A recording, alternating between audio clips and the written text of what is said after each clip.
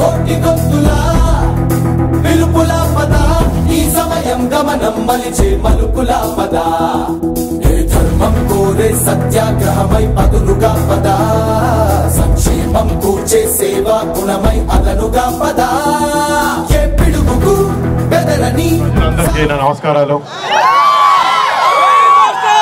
నిజంగా ఉత్సాహం రెట్టింపు అయిపోయింది మీ ఊరికి వచ్చిన తర్వాత, గ్రామానికి వచ్చిన తర్వాత.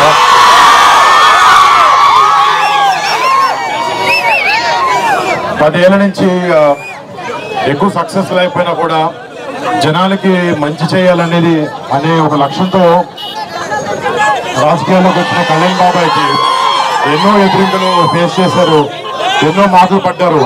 కానీ కేవలం ప్రజలకి మంచి చేయాలని ఒకే ఒక ఉద్దేశంతో ఈ అన్ని దెబ్బలు తింటూ కూడా ఈ మంచి వైపు ఆలోచించే వ్యక్తి పవన్ కళ్యాణ్ గారు. అలాంటి పవన్ కళ్యాణ్ గారు మీ పిఠాపురం కాన్స్టిట్యున్సీలో ఎమ్మెల్యే అభ్యర్థిగా నిలబడడం, నిజంగా ఆయన కొడుకుగా ఇక్కడికి వచ్చి మా బాబాయ్కి మా తండ్రి లాంటి వ్యక్తి అయినా ఆయనకి ఓటేనని చెప్పడానికి నేను నిజంగా చాలా ఆనందపడుతున్నాను.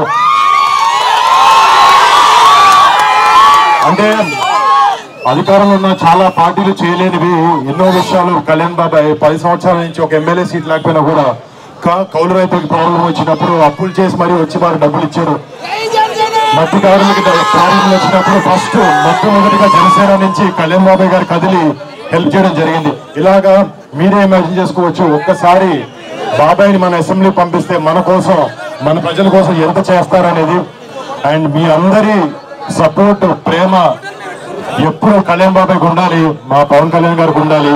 అండ్ ఆయన ఎప్పుడు ఆయన నిజంగా చెప్పాలంటే చిన్నప్పటి నుంచి మా ఇంట్లో మేము ఎంత కుటుంబ సభ్యులా ఫీల్ అవుతామో ఆయన మిమ్మల్ని అందరినీ ఆయన సొంత కుటుంబ సభ్యుల్లా ఫీల్ అవుతూ ఉంటారు. బహుశా అందుకే ఆయన మా ఇల్లు వదిలేసి పండుగలప్పుడు కూడా ఇక్కడ మీతో పాటే ఉంటూ ఉంటారు. అండ్ నిజంగా ఆయనకు మీ మీద ఉన్న ప్రేమ, ఆయనకు మీ మీద ఉన్న ప్రేమ, మీకు ఆయన మీద ఉన్న ప్రేమ ఇది ఎప్పటికీ ఇలానే ఉండాలి. ఈసారి వచ్చే May 13th ఎన్నికల్లో ఎమ్మెల్యేగా మీరు పవన్ కళ్యాణ్ గారికి ఓటేసి, గ్లాస్ కి ఓటేసి బాబాయ్ని అత్యధిక మెజారిటీలో గెలిపించాలని కోరుకుంటున్నాను. అలాగే మన కాకినాడ ఎంపీ అభ్యర్థి మన ఉదయ్ గారు, శ్రీనివాస్ ఉదయ్ గారు కూడా ఆయన కూడా ఓటేసి గ్లాస్ గుర్తుకి 2 ఓట్లు వేసి ఎంతో మెజారిటీతో గ్లాస్ గుర్తుని జనసేనని గెలిపించాలని కోరుకుంటున్నాం.